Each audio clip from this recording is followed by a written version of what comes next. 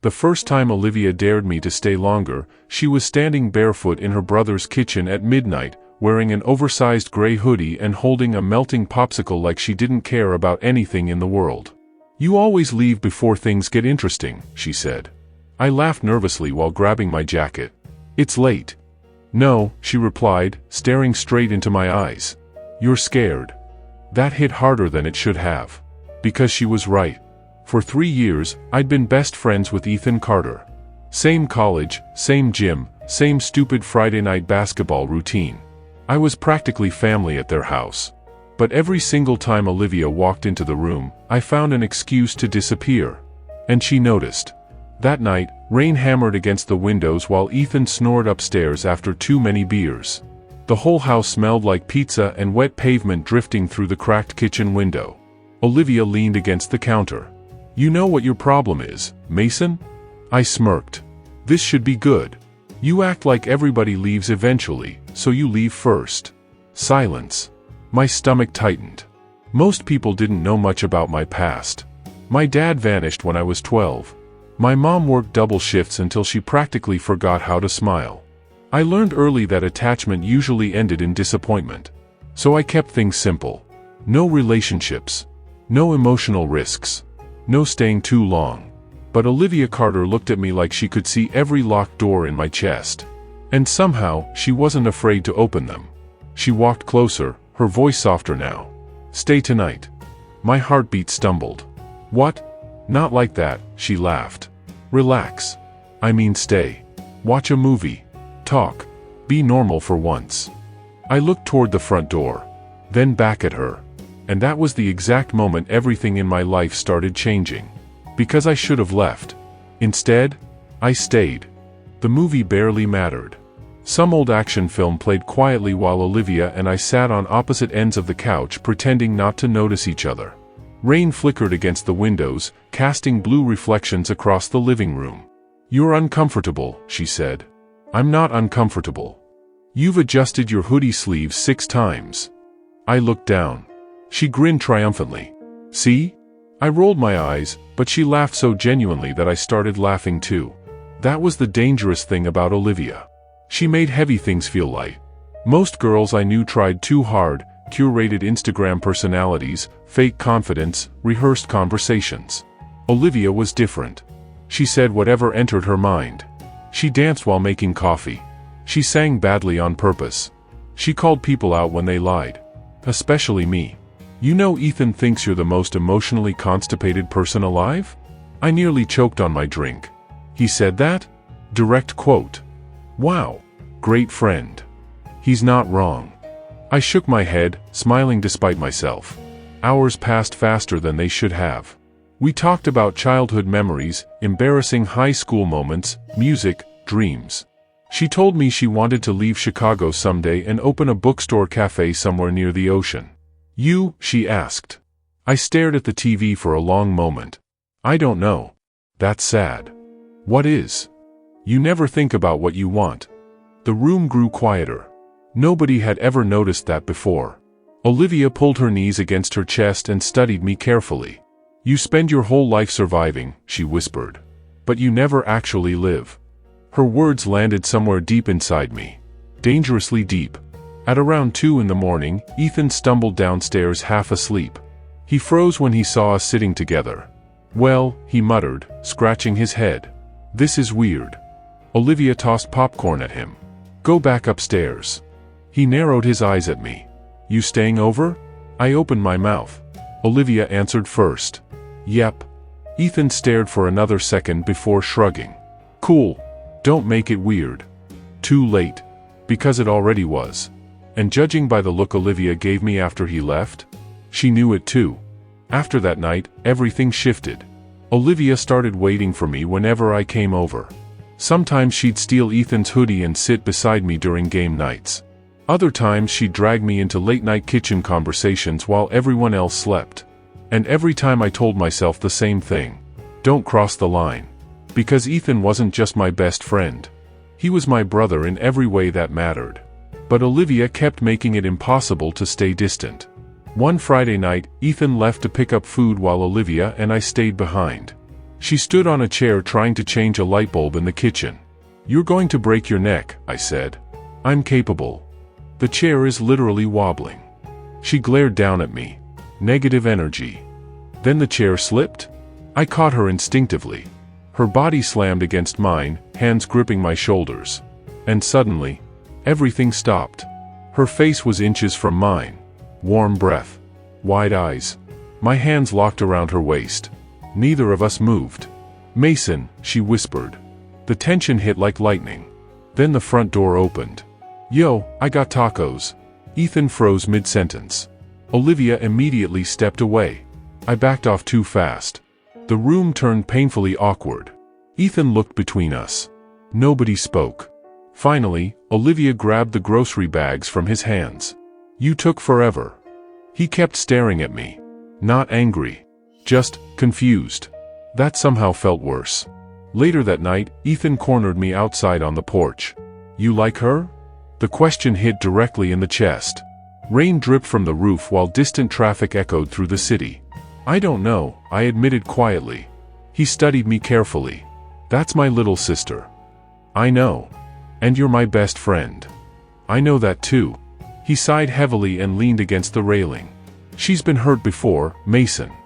Something about the way he said it made my stomach tighten. "By who?" "Doesn't matter." But it clearly did. Because for the first time since meeting Olivia, I realized there were parts of her story I didn't know. And maybe parts she was afraid to tell me. A week later, Olivia called me at midnight. Her voice sounded shaky. "Can you come get me?" I sat upright instantly. "What happened?" "I just need a ride." 20 minutes later, I found her sitting outside a downtown bar under flickering neon lights. Her mascara was smudged. Arms wrapped tightly around herself. The second she got into my car, I noticed her trembling. "What happened?" She stared out the window silently. Then finally whispered, "Ryan's back." I recognized the name immediately. Her ex. The guy Ethan hated. "He showed up tonight?" I asked carefully. She nodded. "He kept trying to talk to me." Anger curled inside my chest. "Did he touch you?" "No." But the hesitation before answering told me enough. I gripped the steering wheel harder. Olivia suddenly laughed bitterly. "You know the worst part?" "What?" I almost believed him again. Her voice cracked. "That destroyed me more than tears would've." I parked near the lakefront, city lights reflecting across dark water. For a while neither of us spoke. Then Olivia quietly said, "You know why I noticed you always leaving early?" I looked at her. "Because I do the same thing emotionally." She smiled sadly. "The second someone matters too much, I panic." The honesty between us felt terrifying. Real. She turned toward me slowly. "You make me feel safe, Mason." My chest tightened painfully. Because I wanted to kiss her right then. Badly. Instead, I forced myself to stay still. "You're safe with me," I whispered. Olivia's eyes softened. Then she leaned her head against my shoulder. And I let her. For the next hour, we sat there quietly while rain hit the windshield. No games. No flirting. Just two damaged people pretending the world outside didn't exist. But the closer we became, the more impossible it became to ignore the truth. We weren't just friends anymore. And eventually, someone was going to get hurt. The kiss happened accidentally. At least that's what we told ourselves afterward. Ethan was out of town visiting family, and Olivia invited me over to help build bookshelves for her room. Which mostly meant listening to her complain while pretending we understood instructions. "This shelf is crooked. It's artistic. It's broken." Same thing. She laughed so hard she nearly dropped the screwdriver. By midnight, music played softly through her room while we sat cross-legged on the floor surrounded by unfinished furniture and empty soda cans. "You know," Olivia said quietly, "you smile more now." I looked at her. "Do I?" "Yeah." She tilted her head. "I think you forgot how happy feels." The room suddenly felt smaller. Warmer. She moved closer without realizing it. Or maybe she realized it perfectly. I don't know. All I know is 1 second we were talking, and the next second she was staring at my mouth. "Mason." My heartbeat thundered. I should have stopped it. Instead, I kissed her. Soft at first. Careful. Like both of us were afraid the moment would disappear. Then she kissed me back harder. Months of tension exploded instantly. Her fingers tangled in my hoodie while mine pulled her closer. Every emotion I spent years burying came crashing to the surface at once. When we finally pulled apart, both of us were breathing unevenly. And reality hit immediately after. "Oh my God," Olivia whispered. I stood up too fast. "I should go." There it was again. Running. She grabbed my wrist before I could leave. "Don't." I looked back at her. For the first time in years, someone was asking me not to disappear. And honestly, that scared me more than anything. For 2 weeks, Olivia and I kept everything secret. Which was impossible. Because hiding feelings only makes them louder. Every glance lasted too long. Every accidental touch felt electric. Ethan started noticing. "You two are acting weird," he said one night during basketball practice. "We're always weird," I answered quickly. He narrowed his eyes. "Not like this." The guilt was eating me alive. Not because I regretted Olivia. Because I didn't. I regretted lying to him. Then things got worse. One evening, Olivia showed up at my apartment crying. "I messed up," she whispered. My stomach dropped instantly. "What happened?" She handed me her phone. Ryan had posted old photos of them online with captions implying they were back together. Comments everywhere. People tagging Olivia. Speculating. Judging. "He wants attention," I muttered angrily. "He wants control." She sat on my couch, exhausted. Then finally revealed the truth. Ryan hadn't just broken her heart. He manipulated her for years. Controlled what she wore. Who she talked to. Made her feel small until she barely recognized herself anymore. Listening to her talk shattered something inside me. Because underneath Olivia's confidence, there was still pain she never escaped.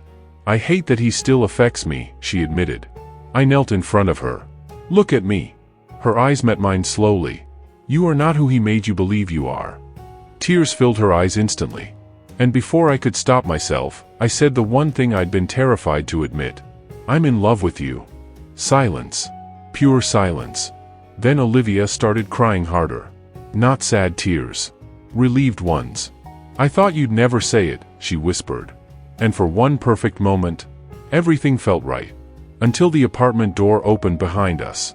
Ethan stood there holding spare gym clothes he'd come to return. And he had heard everything. The look on Ethan's face wrecked me instantly. Not anger. Betrayal. Which somehow hurt more. "You serious right now?" he asked quietly. Olivia stood up immediately. "Ethan. You too?" The room exploded with tension. I stepped forward. "I was going to tell you." "When?" he snapped. "After you moved in together? That's not fair." "No, what's not fair is my best friend sneaking around with my sister behind my back." Olivia crossed her arms. "I'm not property, Ethan. That's not what I meant." "Then why are you acting like I need permission?" He looked overwhelmed now, pacing across the apartment. "You know what Dad did to Mom," he said suddenly. The room fell silent. Ethan rarely talked about family issues. "He left," Ethan continued bitterly. "And after that, I spent my whole life protecting her." He pointed at Olivia. "So yeah, maybe I get protective." I finally understood. This wasn't about control. It was fear. Fear of losing the people he loved most. "I would never hurt her," I said quietly. Ethan looked at me for a long time. Then delivered the sentence I dreaded most. "That's exactly what every guy says before they do." The silence afterward felt unbearable. Finally, Ethan grabbed the door handle. "I need space." Then he left. Olivia sank onto the couch, devastated. And for the first time since all this started, I wondered if loving her was going to destroy the only family I'd ever had. 3 weeks passed without Ethan speaking to me. No calls. No basketball. Nothing. Olivia tried pretending she was okay, but I could see the guilt crushing her too. Then one night, Ethan finally texted me. "Come over." I arrived expecting another fight. Instead, I found him sitting alone on the back porch holding 2 beers. Just like old times. For a while, neither of us spoke. Then he sighed. "She loves you." I swallowed hard. "I love her too." "I know." Rain drifted softly through the dark while city lights flickered in the distance. Ethan rubbed his face tiredly. "You know why this messed me up so bad?" I stayed quiet. Because you're the first guy she's looked at differently since Ryan. That hit deep. And honestly, he continued, you're also the only guy I'd ever trust with her. I stared at him. Then why push me away? Because if this goes bad, he laughed bitterly, I lose both of you. The honesty in his voice hurt. I finally admitted something too. I almost walked away after we kissed. Why didn't you? I looked toward the house where Olivia's bedroom light glowed upstairs. Because she makes me want to stay. Ethan smiled faintly at that. A real smile. Then he punched my shoulder lightly. If you break her heart, I'll bury you. Fair. At that exact moment, Olivia opened the back door. She froze seeing us together. Ethan stood up dramatically. All right, this emotional stuff is disgusting. I'm going inside. Olivia laughed through tears. And the second Ethan disappeared, she ran into my arms. This time, I didn't let go. 6 months later, Olivia dragged me back to the exact same kitchen where everything started. Midnight. Rain outside. Same house. Same stupid melting popsicle in her hand. You planned this? I laughed. Maybe. She leaned against the counter smiling at me softly. Life looked different now. Ethan and I were good again. Better, actually. Olivia started planning her bookstore cafe. I stopped leaving places early. Stopped disappearing emotionally whenever things became real. For the first time in my life, I felt like I belonged somewhere. Olivia stepped closer. You know what's funny, she said quietly. What? The night I dared you to stay. She reached into her hoodie pocket and pulled out a folded piece of paper. I frowned. What's that? A bet. What? She laughed. Ethan bet me $20 you'd leave within 10 minutes. I stared at her in disbelief. You're kidding. Nope. She grinned proudly. I won. I shook my head laughing. Then my expression softened. Why did you care so much whether I stayed? Her eyes locked onto mine. Because the first time I met you, she whispered, I saw someone lonely pretending not to be. My chest tightened. And I wanted to know what would happen if somebody finally gave you a reason not to run. Silence filled the kitchen. Warm. Safe. Home. I wrapped my arms around her slowly. You did, I whispered. Outside, thunder rolled across the city while rain hit the windows exactly like it had the night everything began. Only this time, I wasn't looking at the door anymore. I was finally looking at her. And for the first time in my life, staying didn't feel scary. It felt right.